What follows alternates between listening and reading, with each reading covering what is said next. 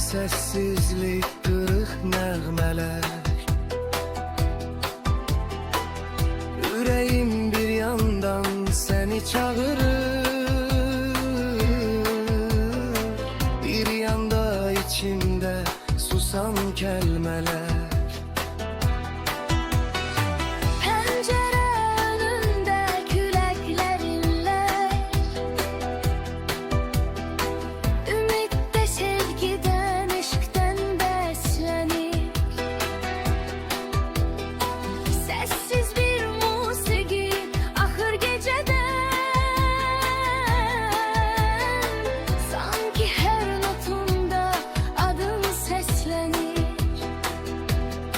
Adını çəkirəm pıçıltı səslə, biraz ümidsiz, biraz inamla.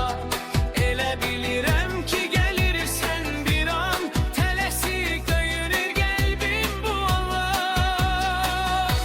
Səni düşünməkdən yorulmur beynim, gözlərim yol çəkir hər səhər səhər.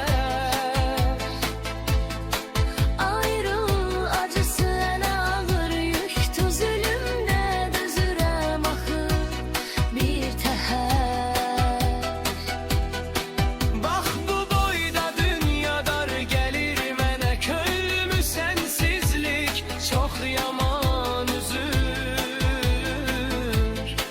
darıxmaq sanki bir başqa ölüm, bu qəlbimdə gün günə sevgiyə küsür.